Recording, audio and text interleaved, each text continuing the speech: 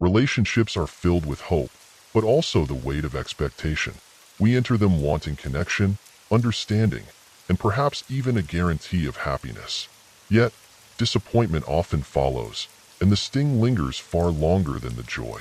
Stoic wisdom offers us a path to avoid this heartache, not by changing the people we love, but by changing how we approach these bonds. Imagine being unburdened by unmet expectations, free to experience love as it is, not as we wish it to be. Through these 10 lessons, we'll explore Stoic philosophy and uncover the path to avoiding disappointment in relationships. So start with our first lesson, which is the shadow of unsaid words. You've felt it, that sinking moment when silence is met with silence, and what should have been a simple conversation turns into an assumption. The unspoken words between you both become heavy, laced with expectation. You think, they should know what I'm feeling. But here lies the trap. When you expect someone to understand without being told, you create a silent contract, one they never signed. Marcus Aurelius reminds us, the impediment to action advances action. What stands in the way becomes the way. Imagine the scenario. You're upset, but instead of expressing it, you wait for them to notice. And when they don't, the disappointment grows. What Stoicism teaches is simple, yet profound. Clarity in speech is the first step to managing expectations. By expressing what you need, you lift the burden of silent assumptions. This isn't about demanding, but about creating a space where understanding is built on openness, not on unspoken hopes. You speak, they hear, and in that moment, the shadow of unsaid words dissolves. It's not about control or forcing a result. It's about ensuring that disappointment doesn't stem from a failure to communicate. This clarity won't guarantee their response, but it will free you from the trap of expecting someone to be a mind reader. Second, the myth of equal sacrifice. It starts small, a favor given, time sacrificed, an act of kindness. But slowly, unnoticed at first, you begin to tally the moments, the little things you've done. You think, I've given so much, shouldn't they give the same? The belief that a relationship should be built on equal sacrifices is a dangerous myth. Epictetus teaches us, wealth consists not in having great possessions, but in having few wants. Imagine the frustration that grows when you feel like you're carrying the relationship on your back. You expect a return on your investment, an emotional paycheck for the sacrifices made. But Stoic philosophy urges us to reconsider this transactional mindset. What if you could give without the expectation of receiving? What if you could find joy in the act of giving itself, without measuring what comes back to you? This isn't about accepting imbalance or neglecting your own needs. It's about recognizing that keeping score in relationships only leads to resentment. The moment you stop expecting a perfect equilibrium, you release yourself from the constant calculations that drain your emotional energy. You give, not because you expect something in return, but because it aligns with who you are. And in doing so, you find a deeper sense of peace, one that isn't tied to what others owe you. Third, the prison of fantasy. We all craft narratives in our minds, stories of how things should go, what they should say, how they should act, the perfect ending we've imagined. But this fantasy is a prison, one that traps us in disappointment when reality inevitably falls short. Seneca warned, "It is not the man who has too little, but the man who craves more that is poor." Think about the idealized version of your partner or friend that lives in your mind. When they don't meet this standard, frustration grows. You're not disappointed by who they are, but by who they are not.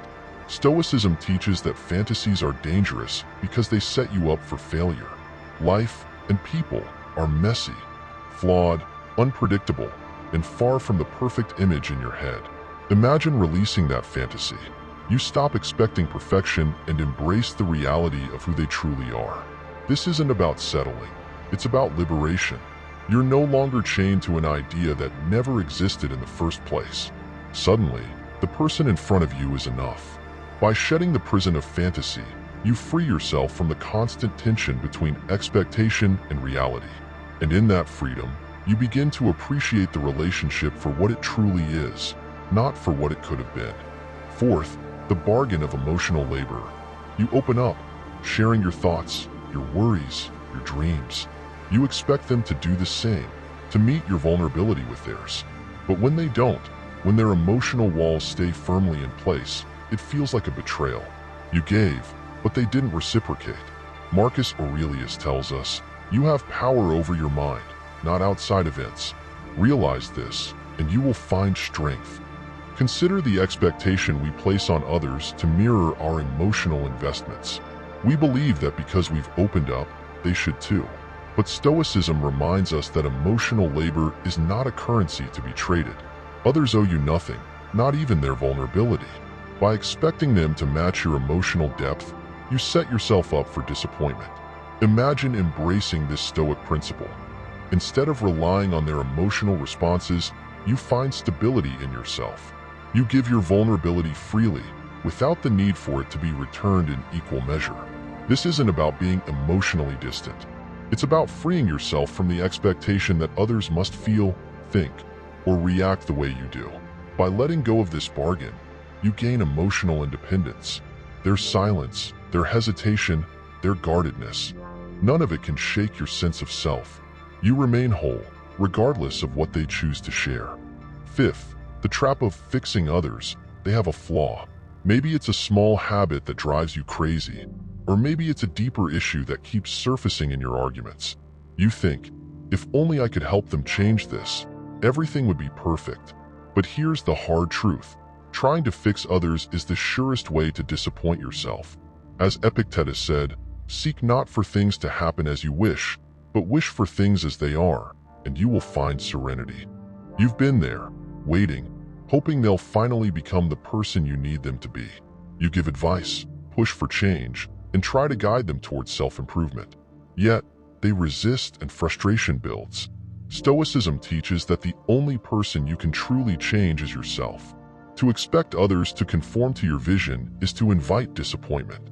Imagine what it would feel like to let go of the need to fix them. Instead, you accept them, flaws and all, as they are. This isn't about giving up on them. It's about recognizing that change must come from within, not from external pressure. By shifting your focus from trying to mold them into something they're not, you begin to experience the relationship as it is, not as you wish it could be. In that acceptance, you find peace, and perhaps even a deeper connection. One based on love, not on an impossible quest for perfection. Sixth, the silent collapse of expectations. There's a slow, almost imperceptible buildup. Small expectations that you don't even realize you're holding. You expect a certain level of attention, a consistency in their behavior, and when they don't deliver, the disappointment begins to erode the relationship from within. Stoicism warns us that these unspoken expectations can lead to silent collapse. As Epictetus said, "He who is not satisfied with a little is satisfied with nothing." You never voiced these expectations, they were just there, growing quietly with every interaction. Maybe it's the way they used to text more frequently, or the unspoken rule that they'd always remember your birthday. When these little things start to slip, the hurt starts to accumulate. The problem? They were never aware of these silent demands. Imagine catching these unspoken expectations before they can cause damage. Instead of letting them build, you consciously release them. You stop expecting daily reassurances, constant affirmations, or unspoken gestures. The disappointment that comes from unmet, invisible expectations fades away when you decide not to hold them in the first place.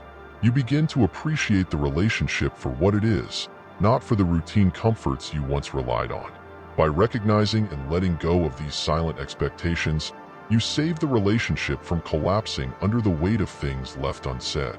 Seventh, the burden of future fantasies. You're already planning the next step, the vacation, the move, maybe even a lifetime together.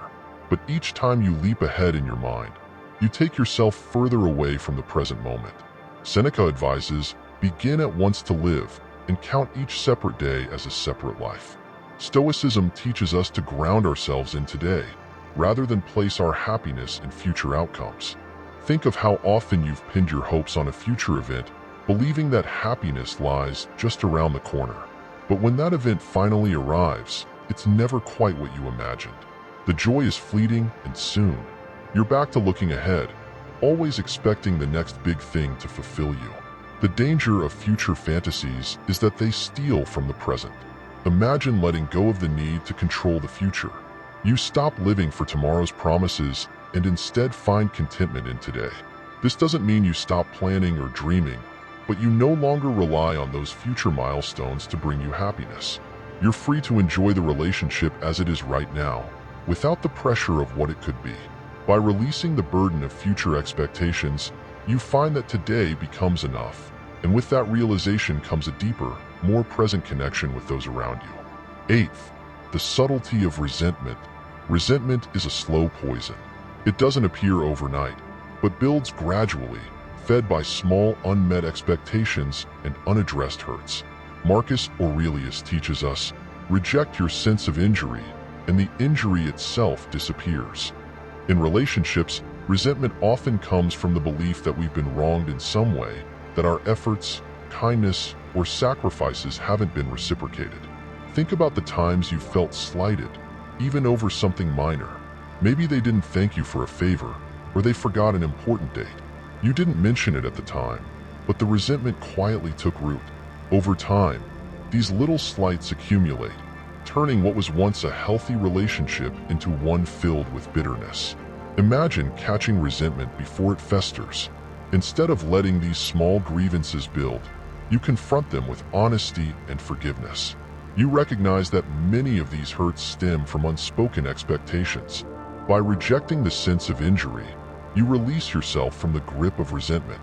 This doesn't mean you ignore when someone wrongs you, but you no longer let those small disappointments define the relationship. In doing so, you protect the connection from the slow decay of bitterness, allowing it to flourish with understanding and compassion. Ninth, the strength of self-reliance. You look to them for validation, for comfort, for the reassurance that you're doing the right thing. But Stoicism teaches us that relying on others for our emotional well-being is a dangerous path. Epictetus reminds us, make the best use of what is in your power and take the rest as it happens. True strength comes from within, not from external validation. Think about how often you've depended on someone else to make you feel better. Whether it's seeking their approval or needing their presence to calm your anxieties, you place your emotional stability in their hands. But what happens when they can't provide what you need? Disappointment sets in, and your sense of self becomes tied to their actions. Imagine cultivating a sense of self-reliance so strong that you no longer depend on others to define your worth. You become your own source of comfort, validation, and strength. This doesn't mean you stop seeking connection or support, but you no longer place the burden of your happiness on someone else's shoulders. By relying on yourself, you gain emotional independence. You remain steady, even when others falter. And in that self-reliance, you find a deeper sense of peace, knowing that your happiness is in your control, not theirs. 10th, the liberation of detachment. At the heart of Stoic philosophy is the idea of detachment, not from love, but from the outcome. We care deeply about the people in our lives, but the moment we become attached to a specific result, we set ourselves up for disappointment. Epictetus teaches, freedom is the only worthy goal in life. It is won by disregarding things that lie beyond our control. Consider how often you've attached your happiness to the outcome of a relationship, to whether it lasts, to whether they meet your expectations, to whether they fulfill the role you've envisioned for them.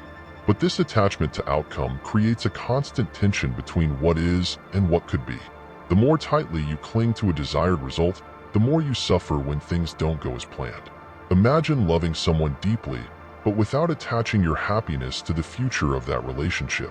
You stop worrying about whether it will last forever, or if they'll change in the way you hope. Instead, you focus on the connection as it exists in the present moment. This detachment isn't about caring less. It's about freeing yourself from the anxiety of trying to control the uncontrollable. And in that detachment, you find true freedom. Freedom to love fully, without fear, and to experience relationships as they are, not as you wish they would be. Expectations are the silent destroyers of relationships. By shifting our focus from what we wish others would be, to accepting them and ourselves as we truly are, we free ourselves from disappointment. The real strength lies in mastering our own mind and reactions, not in controlling others. Imagine what could happen if you embraced this philosophy in every relationship, letting go of the need for others to fulfill your hopes. There's more to learn on this journey of self-mastery and understanding. If you're ready to dive deeper, click on the next video. Don't forget to like, subscribe, and explore our other videos for more insights.